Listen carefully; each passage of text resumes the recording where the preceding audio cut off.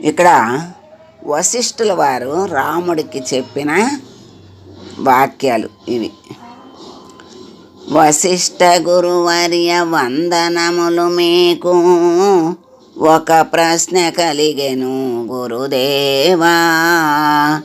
తన్ను తా తెలియక తనువే తాననుకున్న తమసి ఎటులుండునో దయయుంచి అది నాకు తెలుపుము గురుదేవా. గురుదేవా, తనని తాను తెలియక అంటే తానెవరో తాను తెలుసుకోక ఈ శరీరమే తాననుకున్నటువంటి తమో గుణంతో ఉన్నటువంటి వాడు ఎలా ఉంటాడో నాకు తెలియజేయమని రాముల వారు వశిష్ఠుల వారిని అడిగారు. ఏమడిగాడు? తనని తాను తెలుసుకోలేక అంటే తానెవరో తెలుసుకోలేదు. తానేమనుకుంటున్నాడు? నేను అనుకుంటాడు. అంటే శరీరమే నేను అనుకునేటువంటి తమో గుణం అది. ఆ తమో గుణంలో ఉన్నటువంటి వాడు ఎలా ఉంటాడో అది నాకు తెలుపమని అడుగుతున్నాడు. మామూలుగా ఎవరైనా జ్ఞాని ఎట్లా ఉంటాడు అని అడుగుతారు. మరి రాముడు తమో గుణంతో ఉన్నటువంటి వాడు ఎలా ఉంటాడో తెలుపమని అడిగాడు. అదేంటో మనం తెలుసుకుందాం. రెండవది, సైంధపురాయి సాగరములో బడి తాను దకమాయనే ఓ రామా. అటువలనే ఆ మనసు శివుని చూడబోయి శివుడు తానాయను ఓ రామా. సైంధపురాయి అంటే ఉప్పులో సముద్రంలో నుంచి వచ్చిన ఉప్పు కళ్ళు మళ్ళీ ఆ సముద్రంలో పడితే ఏమవుతుంది? తన స్వరూపాన్ని పొందుతుంది. అంటే మళ్ళీ నీళ్ళలాగా అయిపోతుంది. అట్లాగే ఆ మనసు శివుని చూస్తూ ఉంటే ఆ శివుడు తానే అయిపోతాడు. మనస్సు ఎప్పుడు కూడా దేన్ని తలిస్తే ఆ స్వరూపాన్ని పొందుతుంది అంటారు కదా. అట్లాగే ఏది తలిస్తే దాని స్వరూపాన్ని పొందేటువంటి మనస్సుతో ఏం తలవాలి? మంచి వాటిని తలిస్తే మంచి స్వరూపాన్ని పొందుతుంది. అట్లాగే భగవత్ స్వరూపాన్ని తలుస్తూ ఉంటే భగవంతుడే తానైపోతాడు. అందుకే అలా తలుస్తూ చివరికి ప్రాణాలు ఆ భగవంతుని తలుస్తూ ప్రాణాలు వదిలితే భగవత్ స్వరూపుడు అయిపోతాడు, భగవంతునిలో కలిసిపోతాడని మరి ఎప్పుడు కూడా భగవంతుణ్ణి తలవండి అంటారు. మరణించేటప్పుడు భగవంతుణ్ణి తలవండి అంటే అప్పుడు తలవచ్చులే అనుకుంటే అప్పుడు పొరపాటున కూడా రాదు. ఇంత సాధన చేస్తేనే ఆ సమయంలో రావడం కష్టం. మరి సాధన చెయ్యకపోతే ఎలా వస్తుంది? అస్సలు రాదు.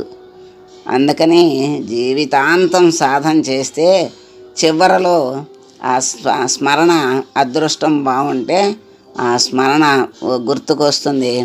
ఆ స్మరణతో ప్రాణాలను వదిలేస్తే ఆ భగవత్ స్వరూపాన్ని పొందుతాడు. మూడవది, కీటకమెప్పుడు భ్రమర ఛానము చేసి భ్రమరము తానాయి ఓ రామా. అటువలనే ఆ మనసు శివుని ధ్యానము చేసి శివునందు కలసెను ఓ రామా. కీటకం ఎప్పుడు అంటే గూడు కట్టుకొని లోపల ఉంటుంది కదా పురుగు. ఆ పురుగు ఆ భ్రమరాన్ని ధ్యానం చేస్తుంటుందంట. ఆ ధ్యానం చెయ్యగా ఆ భ్రమరం లోపల తాను అయ్యి బయటికి వస్తుంది. అంటే ఆ భ్రమర ధ్యానం చెయ్యటం వల్ల భ్రమరం తానయ్యిందే. మరి కీటకమే ధ్యానం చేస్తే ఏ ధ్యానం చేస్తే ఆ రూపాన్ని పొందినప్పుడు మరి మానవుడు భగవంతుని ధ్యానం చేస్తే భగవత్ స్వరూపుడు ఎందుకు అవడు?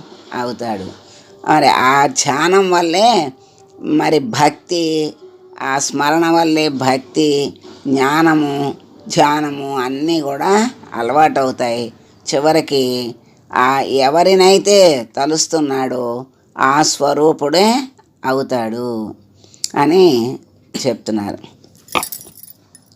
4వది, శ్రీగంధముల యందు ఉన్న వృక్షములన్నీ శ్రీగంధమాయనే ఓ రామా, అటువలనే సత్సంగమబ్బిన వారికి కలదు బ్రహ్మానందము ఓ రామా.